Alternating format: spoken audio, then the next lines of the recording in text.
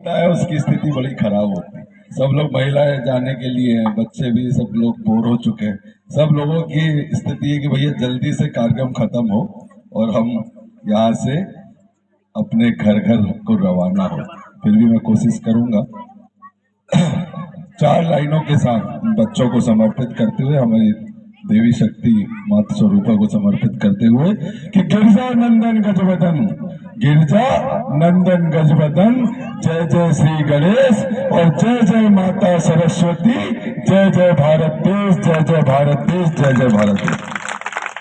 बड़े हर्ष का विषय मित्रों कि आज हमारे ग्राम झरना में विकास यात्रा का आगमन हुआ है।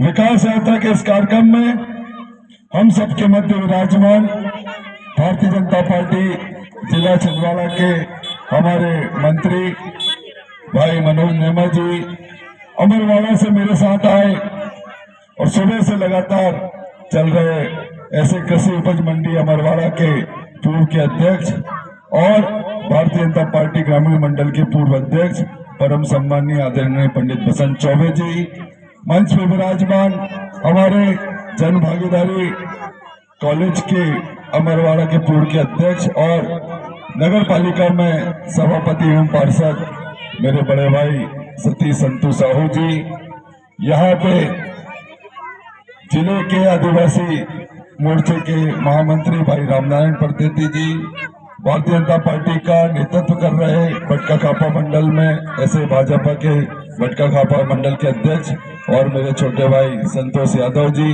सुल्ला खापा भारतीय जनता पार्टी के मंडल के अध्यक्ष और मेरे छोटे भाई राजेश दहरिया जी, महामंत्री हमारे हरीश साहू जी, यहाँ पे उपस्थित जित्तू डहरिया जी, बंटी सोनी जी, नवीन खंगार जी, हमारे सभी पदाधिकारीगण यहाँ पे उपस्थित, जनपद सदस्य के रूप में हमारी बहन कौशल्या डहरिया जी, हमारे जनपद सदस्य कुड़ोपा जी, हमारी तीनों पंचायतों के सरपंच शिवनारायण, अच्छा ये जनपद के सदस्य रहमान शाह उइके जी, सरपंच ग्राम पंचायत झरना, सरपंच धामखो साललाल सरेआम जी और हमारे सरपंच मड़कवाड़ी मोहन सरेआम जी, कुड़ोपा जी का नाम मैं ले चुका हूँ। उपस्थित सभी मेरे झरना गांव के बुजुर्गों, युवा साथियों, महिलाओं और छोटे छोटे बच्चों बस 10 मिनट में बोलूंगा, मेरा गला भी साथ नहीं दे रहा, 10 मिनट में आप चुप हो जाओ।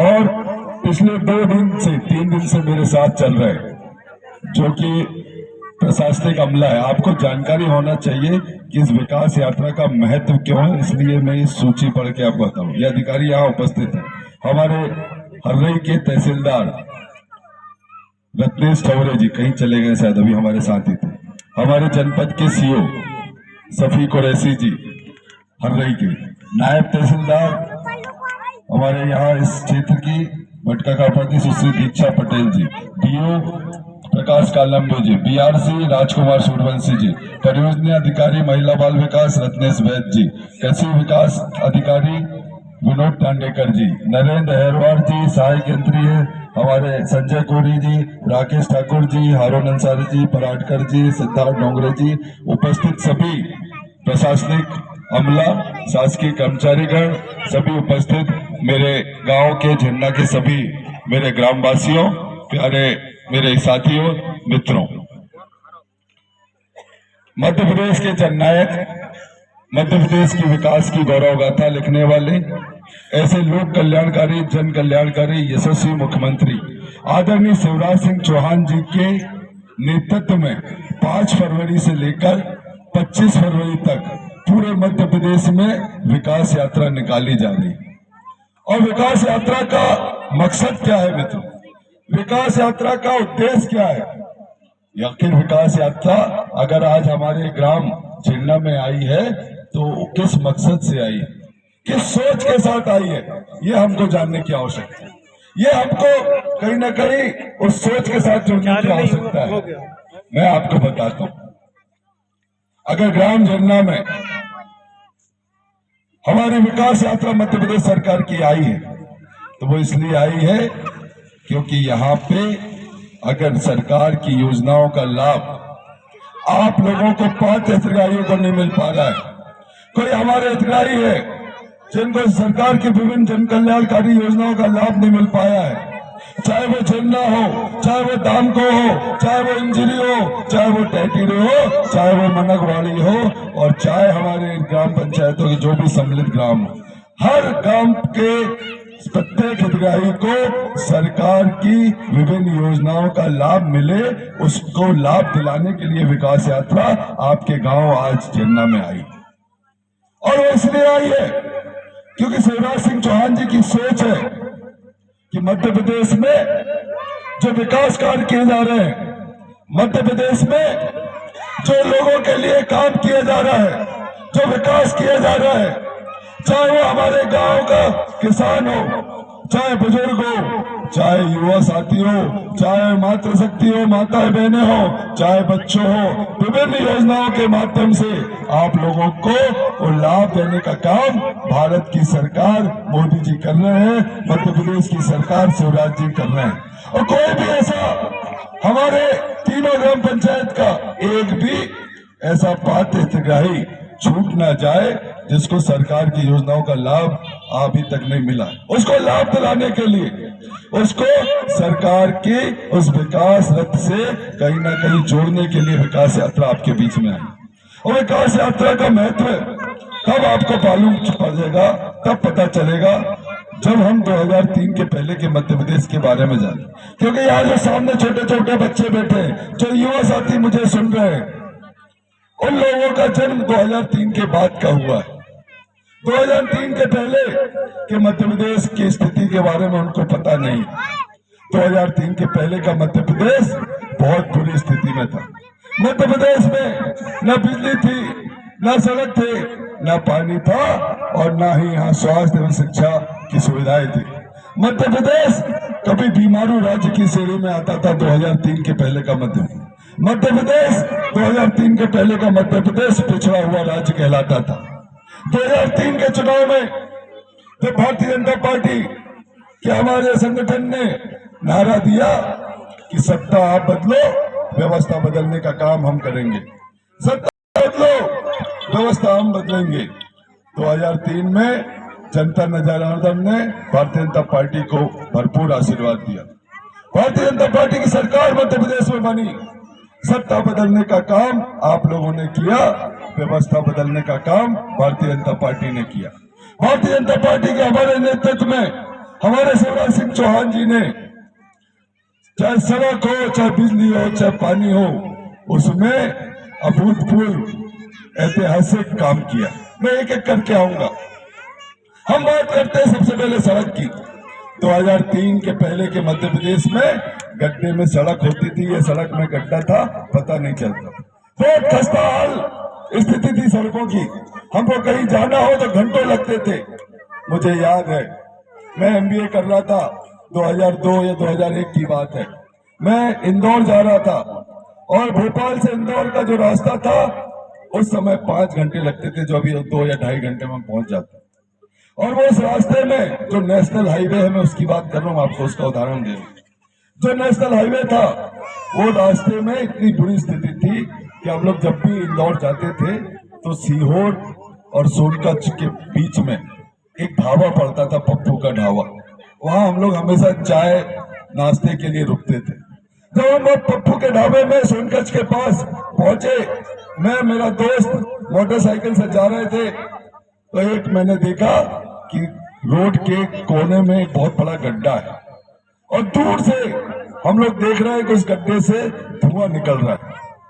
उस गड्ढे से लगातार धुआं निकल रहा है। मैंने मेरे अपने मित्र को बोला कि यार थोड़ा रोको, गाड़ी देखते हैं अपन, कहाँ गड्ढा से धुआं निकल रहा है, क्या वजह है, कहाँ आग लग गई। हम लोग उतरे गाड़ी से और पहुंचे उस गड्ढे के पास, तो मुझे देख के बड़ा आश्चर्य हुआ कि वो गड्ढा जो धुआं दे रहा था, उस गड्ढे में हमने जब झांका तो एक व्यक्ति, वहां का गांव का एक व्यक्ति था, वो उस गड्ढे में बैठ के बीड़ी पी रहा था और बीड़ी का धुआं उससे निकल रहा था। अब आप सोचिए कितना बड़ा गड्ढा रहा हो।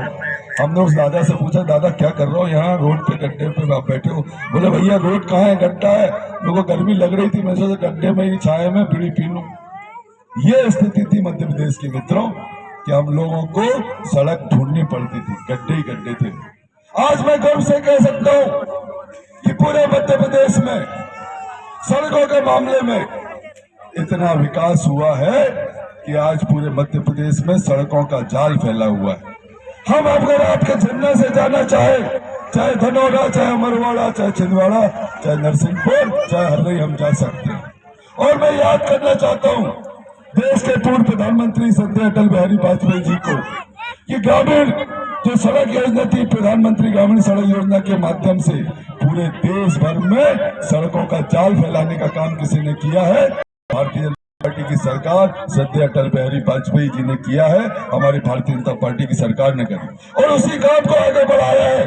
तो मध्य प्रदेश के यशस्वी मुख्यमंत्री आदरणीय शिवराज सिंह चौहान जी ने बढ़ाया है। आज मुख्यमंत्री ग्रामीण सड़क योजना के माध्यम से, आज सुदूर सड़क योजना के माध्यम से, आज प्रधानमंत्री हमारी सड़क योजना के माध्यम जो सड़कें बन रही है, मध्य प्रदेश की सरकार सबसे ज्यादा सड़कें बना रही है, अव्वल है प्रगति के मामले में। हम कह सकते हैं पीडब्ल्यूडी विभाग की विभिन्न योजनाओं के माध्यम से सड़कों का जाल फैला।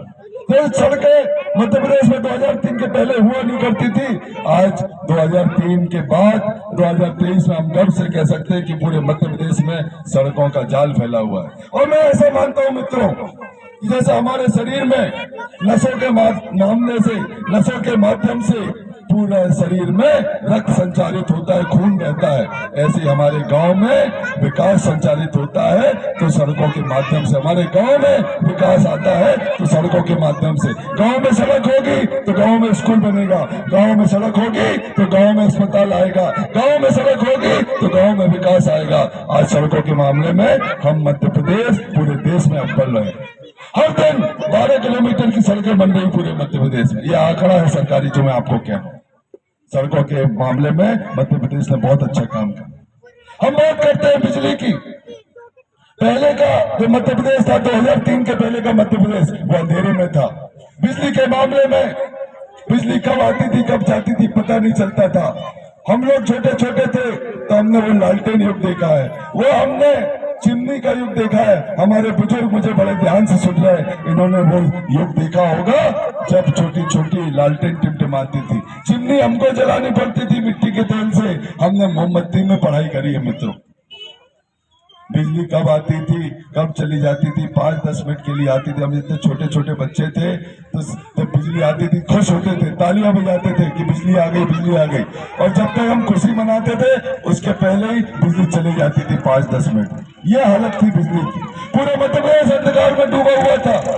और आज 2023 में मैं गर्व से कह सकता हूं कि भारतीय जनता पार्टी की सरकारों ने विभिन्न योजनाओं के माध्यम से, विभिन्न थर्मल पावर प्लांट के माध्यम से, विभिन्न हमारे जो बिजली उत्पादन संयंत्र है उनके माध्यम से आज बिजली का उत्पादन इतना हो रहा है कि हम ग्रामीण क्षेत्र में 24 घंटे और खेती के लिए किसानों को 10 घंटे बिजली देने का काम कर रहे हैं। आज मध्य प्रदेश में इतना बिजली हुई है कि कहीं ना कहीं हम देख सकते हैं कि हम दूसरे राज्यों में भी बिजली भेज रहे हैं। वहां पे हम सरकार, मध्य प्रदेश की सरकार दूसरे राज्यों को बिजली भेजती है, उसको देती है। और उसका उदाहरण मैं देता हूं।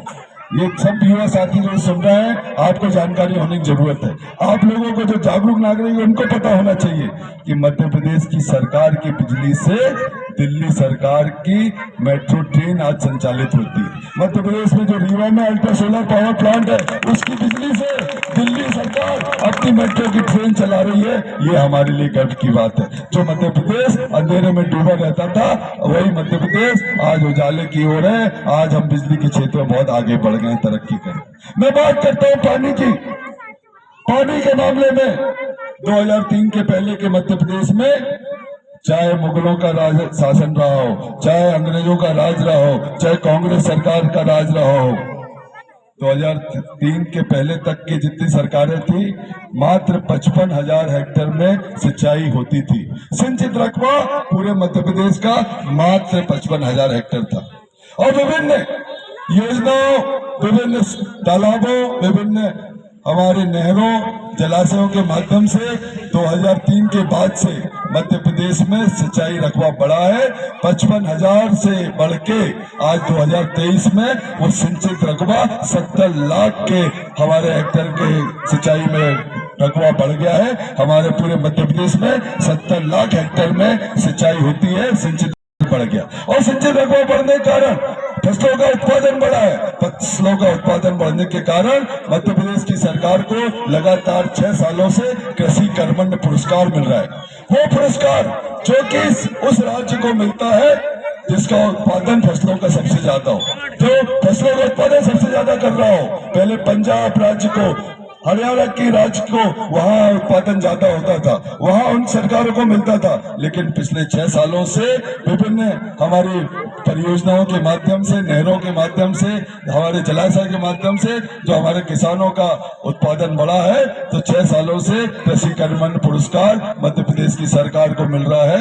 ये भारतीय जनता पार्टी की सरकार की उपलब्धि है, ये हमारे शिवराज सिंह चौहान जी की उपलब्धि। मुझे बताया गया कि यहाँ नल जल योजना के माध्यम से यहाँ जल जीवन मिशन योजना होगी। पानी की टंकी झरना में बन रही है। जल जीवन मिशन एक ऐसी हमारे मोदी जी की योजना है जिसमें हर घर में नल के द्वारा जल देने का काम देश के यशस्वी प्रधानमंत्री भाई नरेंद्र मोदी जी कर रहे हैं। आपको हर घर में नल लगेगा और नलों में घर जल आएगा। ये काम जल जीवन मिशन के माध्यम से हो रहा है, जिसके तहत आपके गांव में पानी की टंकी बन रही है।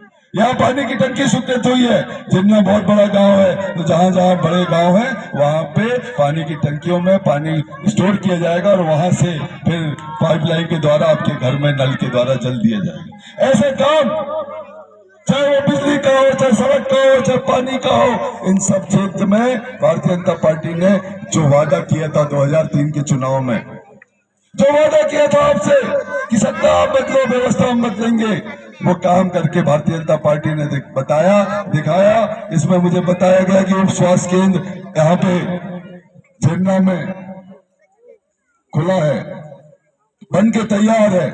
स्वास्थ्य के मामले में सरकार बहुत अच्छा काम कर रही है। जो देखिए, ऐसा कहा जाता है स्वास्थ्य के बारे में, क्योंकि मैं ज्यादा राजनीतिक भाषण दूंगा तो सब आप लोग बोर होने लगे, फिर सुन नहीं पाएंगे। सुनने के चलिए, एक 4 सुखों के बारे में वर्णन, उसमें कहा गया है कि पहला सुख निरोगी काया, दूसरा सुख घर में माया, तीसरा सुख सुलक्षण नारी और चौथा सुख पुत्र आज्ञाकारी। ये 4 सुखों को बोला गया है और 4 सुख पे सबसे पहला सुख जो रखा गया है वो निरोगी काया को रखा गया, स्वस्थ शरीर को रखा गया।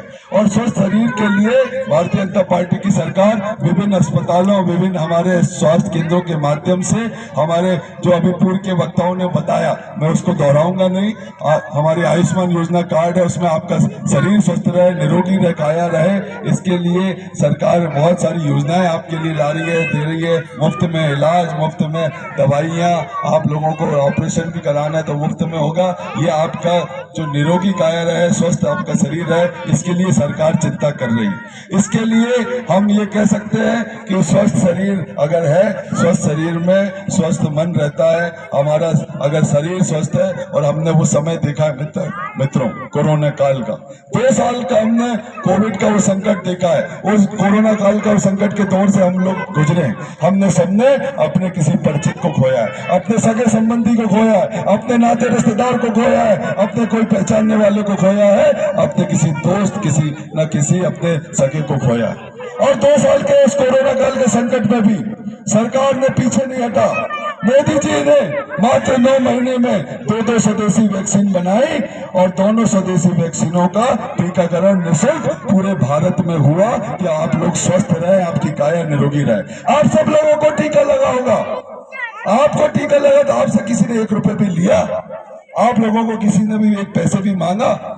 भारत देश एकमात्र देश है मित्रों पूरी दुनिया में जहां निःशुल्क टीकाकरण हुआ है। पूरे दुनिया में कहीं पे भी निःशुल्क टीकाकरण नहीं हुआ है। दुनिया के अन्य देशों में अगर टीका लगा है तो वहां पैसा देना पड़ा, पैसा देके टीका लगाया गया। लेकिन भारत में मोदी जी के नेतृत्व में पूरे देश में निःशुल्क टीकाकरण हुआ है और आप सब लोगों को भी वो निःशुल्क टीका लगा है और ये हमारे भारतीय जनता पार्टी की सरकार की देन है। मैं धन्यवाद देना चाहता हूँ नरेंद्र मोदी जी को कि उस संकट के दौर में उन्होंने हमारे जो मजदूर वर्ग है उनकी चिंता करी, हमारे ऐसे गरीबों की चिंता करी जो रोज कमा के रोज खाते थे, जो लोग मजदूरी के लिए बाहर जाते थे, और जब उनको कोरोना काल में जब वो लॉकडाउन हुआ, लोग घर से बाहर नहीं निकल पा रहे थे, उस समय नरेंद्र मोदी जी ने गरीब कल्याण योजना के माध्यम से अन्नोत्सव चलाया। हर व्यक्ति को, प्रति व्यक्ति को 5 किलो अनाज मुफ्त में दिया।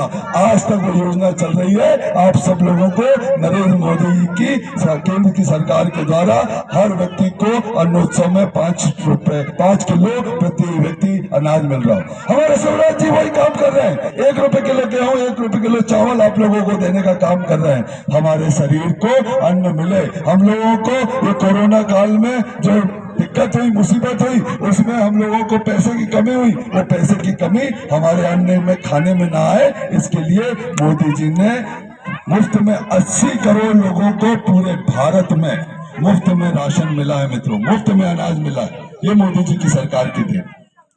हमारे मोदी जी ने 120 करोड़ लोगों को वैक्सीन लगवाई, मुफ्त में टीकाकरण कराया। ये भारत देश की, हमारी सरकार की उपलब्धि है, हमारे भारतीय जनता पार्टी के नेतृत्व की हमारी उपलब्धि। और ये लोग, ये ऐसे लोग हैं जो हमेशा दिन रात आप लोगों के लिए काम करते हैं, आप लोगों के लिए चिंता करते हैं, आप लोगों के लिए ऐसी योजनाएं लाते हैं जिसका लाभ लोगों को मिले। मैं आपके बीच में आया हूं विकास यात्रा को लेकर। तो भाव है हमारा, भारतीय जनता पार्टी का कभी लक्ष्य नहीं रहा कि सरकार में आए। भारतीय जनता पार्टी का कभी लक्ष्य नहीं रहा कि वो सत्ता में राज करे, सत्ता बनाए। लेकिन भारतीय जनता पार्टी का लक्ष्य ये रहा है कि वो शासन में आके, सत्ता में आके, सत्ता को माध्यम बना के आप लोगों की सेवा कर सके, आप लोगों के झन्ना के गांव की विकास की चिंता करे, हमारे किसानों के लिए सेवा करे, माताओं बहनों के लिए काम करे, बहनों के लिए चिंता करे, छोटे छोटे बच्चों के विभिन्न योजनाओं के माध्यम से लाभ ले। ये भारतीय जनता पार्टी की केंद्र बैठी मोदी जी सरकार और हमारी राज्य में बैठी हुई शिवराज सिंह चौहान जी का मूल भाव है। सरकार को, सत्ता को माध्यम बनाकर और लोगों की सेवा करना, जन कल्याण करना। मोदी जी 26 जनवरी को लाल किले से बोलते हैं कि मैं प्रधानमंत्री नहीं, प्रधान सेवक हूँ। शिवराज जी अपने भाषणों में बोलते हैं कि मध्य प्रदेश एक मंदिर है, मध्य प्रदेश की जनता भगवान है और उनका पुजारी शिवराज सिंह चौहान है, शिवराज सिंह चौहान है, शिवराज सिंह चौहान है। इस भाव के साथ शिवराज सिंह जी, मोदी जी काम कर रहे हैं। आज मध्य प्रदेश में विकास के नए आयाम स्थापित हुए विभिन्न योजनाओं के माध्यम से, चाहे वो अधोसंरचना मूलक विकास हो, चाहे व्यक्ति मूलक विकास हो, चाहे अधिकारी मूलक विकास हो। मैं दावे से कह सकता हूँ जो मध्य प्रदेश 2003 के पहले बीमारू राज्य की श्रेणी में आता था, आज वो मध्य प्रदेश 2023 में विकसित राज्य की श्रेणी में आ गया है। वो मध्य प्रदेश देश में नंबर 1 राज्य की श्रेणी में आके खड़ा हो गया। यह भारतीय जनता पार्टी की सरकार की उपलब्धि है, यह हमारे शिवराज सिंह चौहान जी की उपलब्धि है। और आज दिल्ली में बैठी हुई सरकार अच्छा काम कर रही है, मोदी जी अच्छा काम कर रहे हैं, शिवराज जी अच्छा काम कर रहे हैं, भारतीय जनता पार्टी की मध्य प्रदेश की सरकार अच्छी काम कर रही है। लेकिन एक बात बोलने में मुझे संकोच होता है और मैं बोलने में कभी पीछे नहीं हटता। एक बात मैं बड़े दुख के साथ आज बोल रहा हूं, मुझे बोलना नहीं था लेकिन मैं अपने आप को रोक नहीं पा रहा।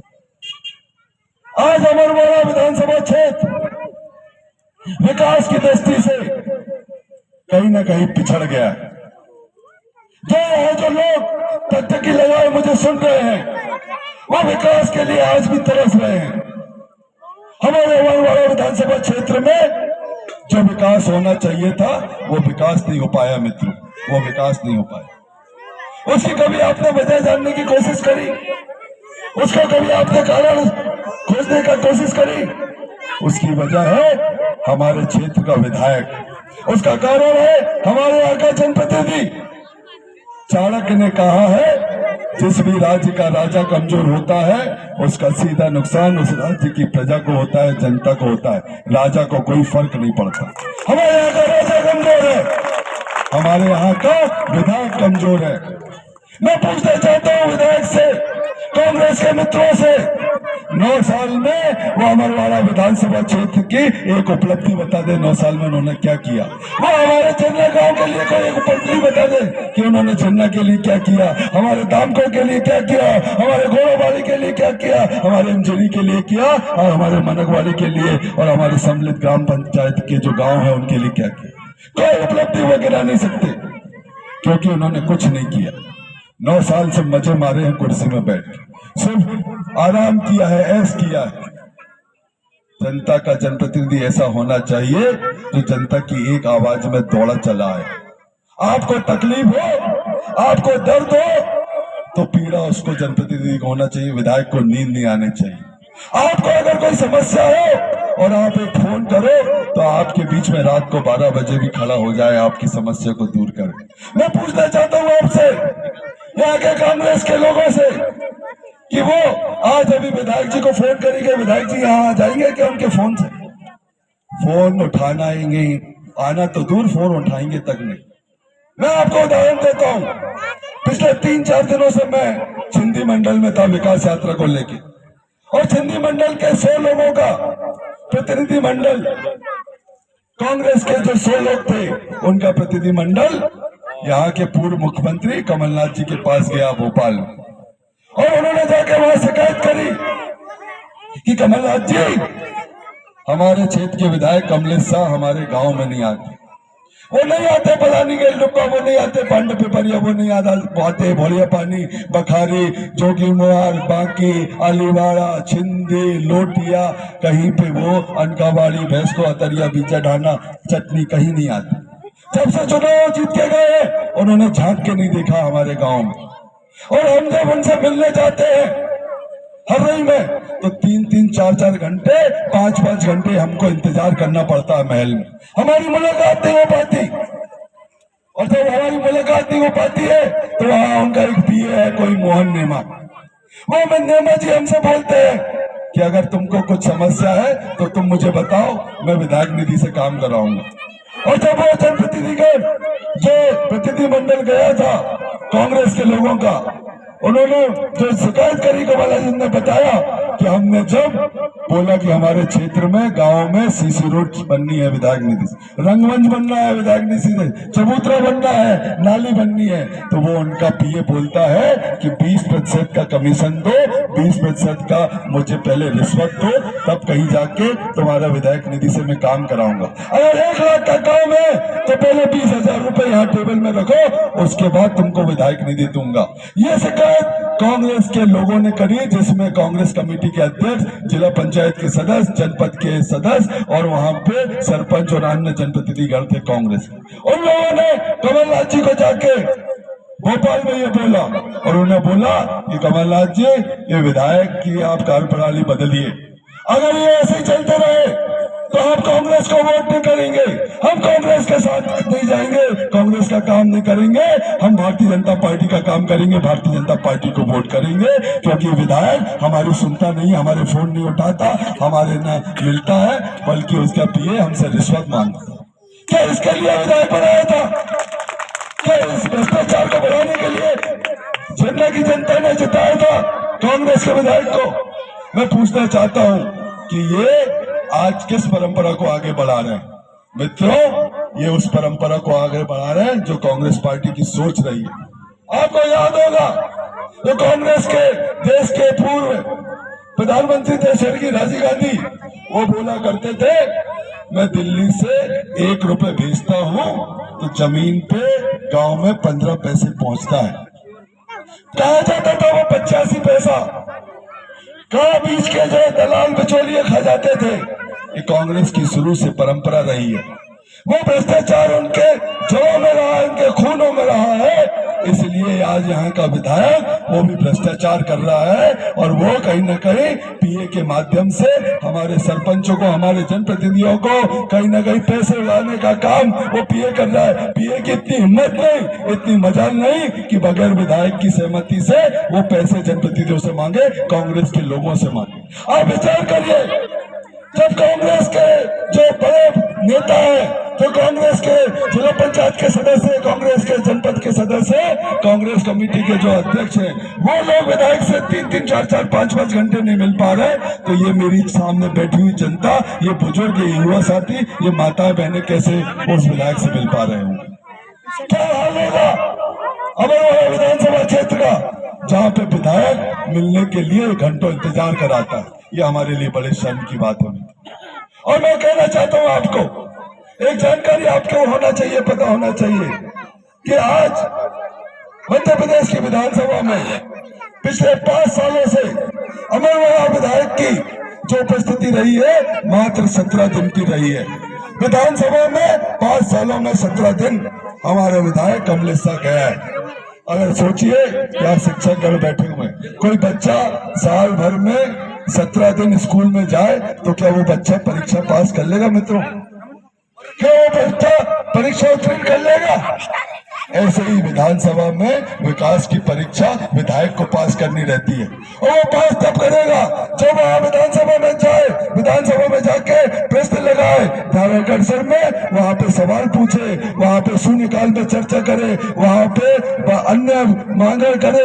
हमारे अमरवाड़ा विधानसभा क्षेत्र की चाहे बिजली चाहे सड़क की हो चाहे पानी की हो, वो मांग को पुरजोर तरीके से वहां उठाए तब कहीं जाए विधायक का वहां पे परफॉर्मेंस अच्छा होता है, वो काम अच्छा करता है। तो हमारे विधायक जी मात्र 17 दिन जा रहे हैं 5 सालों में, तो वो क्या काम करेंगे, क्या हमारी मांग उठाएंगे, ये सोचने का विषय है मित्रों। मैं आप लोगों के बीच में ये प्रश्न छोड़ता हूँ, आप सोचिएगा, आप ध्यान दीजिएगा। आप जो हमारे बुजुर्ग हैं उन्होंने तो जिंदगी जी ली, जीवन जी लिया। जो आने वाली जो पीढ़ी है, हमारे जो बच्चे हैं छोटे छोटे, मेरे युवा साथी जो यहाँ नौजवान यहाँ खड़े हुए हैं, उन लोगों का भविष्य का सवाल है। आने वाले समय में आप लोग, मैं आह्वान करना चाहता हूँ इस मंच से, ये जो आपके संकट की घड़ी में आपका साथ दे, जो दुख की घड़ी में आपका साथ दे, जो आपके एक बुलावे पे आपके बीच में दौड़ा चला है, जो आपकी तकलीफ में तकलीफ आपको हो तो दर्द उसको हो, ऐसे जनप्रतिनिधि को, जनता के ऐसे सच्चे हितैषी को, ऐसे भारतीय जनता पार्टी के विधायक को आप यहाँ से जिता के विजयी बना के और वहाँ भोपाल की मध्य प्रदेश की विधानसभा में पहुंचाइए ताकि वो आपका काम करे। और भारतीय जनता पार्टी की सरकारों ने, भारतीय जनता पार्टी के नेतृत्व ने हमेशा गांव गरीब किसान की चिंता करी, हमेशा माताओं बहनों की चिंता करी, हमेशा हमारे प्यारे बच्चों की चिंता करी है। शिवराज सिंह चौहान जी ने विभिन्न योजनाओं के माध्यम से लगातार विकास के नए आयाम बनाए, नए काम करे। इसलिए मेरा आपसे आग्रह निवेदन रहेगा कि आने वाला समय अमरवाड़ा विधानसभा क्षेत्र की दिशा और दशा तय करेगा। अमरवाड़ा क्षेत्र का आने वाला समय इन बच्चों का भविष्य तय करेगा, इन मेरे युवा साथी जवानों का भविष्य तय करेगा। इसलिए आप लोग एकजुट हो जाइए, एक मत हो जाइए और नरेंद्र मोदी जी का आप हाथ मजबूत करिए, आप हाथ मजबूत करिए। हमारे शिवराज सिंह चौहान जी का मोदी जी को आशीर्वाद दीजिए, शिवराज जी को आशीर्वाद दीजिए, उस मोदी जी को आशीर्वाद दीजिए जिन्होंने हमारे 500 साल की जो लड़ाई हमारे धर्म और आस्था के केंद्र भगवान श्री राम, भगवान राम का भव्य मंदिर अयोध्या जी में बने। माननीय सुप्रीम कोर्ट के न्यायालय से वो निर्णय आ गया है 2024 में मोदी जी के नेतृत्व में मंदिर बनने वाला। हम लोग सब सौभाग्यशाली है कि हम भगवान राम के मंदिर का दर्शन कर पाएंगे। रामलला जो टेंट में विराजमान रहते थे अयोध्या में, टेंट में जिन्होंने हमें देखा है, हमारे पूर्वजों ने देखा है, वो मंदिर में भव्य मंदिर जब बनेगा उसमें हम उसमें दर्शन कर पाएंगे। और राम जी जिनके लिए कांग्रेस के लोग विरोध करते थे, वो कहते थे कि ये जो राम सेतु है काल्पनिक है, ये राम सेतु है नहीं। एफिडेविट दिया था इन्होंने सुप्रीम कोर्ट में भगवान राम के खिलाफ, कांग्रेस के मित्रों ने। भगवान राम जो मर्यादा पुरुषोत्तम राम है, भगवान राम जिनसे हमको सीख लेनी चाहिए। भगवान राम के बारे में कहा जाता है कि राम एक वचनी, राम एक पत्नी, राम एक वीर और राम एक तीर। भगवान राम एक वचनी थे, जो बोलते थे वो करते थे। उन्होंने वचन दिया, 14 वर्ष का वनवास में हो गए। राम एक पत्नी, भगवान राम सीता मैया को पत्नी माना तो भगवान राम ने किसी पराई स्त्री को कभी नजर उठा के नहीं देखा। वो मर्यादा पुरुषोत्तम राम थे। राम एक वीर, भगवान एक ही वीर हुआ है मित्रों दुनिया में, ऐसा जाता है भगवान से दूसरा वीर नहीं। और राम एक, भगवान राम को रावण का वध करना था और वो तीर चलाते थे, बार बार रावण का सर धड़ से अलग होता था और जुड़ जाता था। तो विभीषण ने आके भगवान राम को कहा कि राम के नाभि में अमृत कुंड है। तो भगवान राम ने 10 सिरों के लिए 10 तीर, 20 भुजाओं के लिए 20 तीर और एक अमृत कुंड जो नाभि में था उसके लिए 1 तीर, ऐसे 31 तीर को एक के पीछे एक लगाया और एक तीर बना के फिर रावण को मारा। तब कहीं जाके रावण का वध हुआ। इसलिए कहा जाता है राम एक वचनी, राम एक पत्नी, राम एक वीर और राम एक तीर। बोले भगवान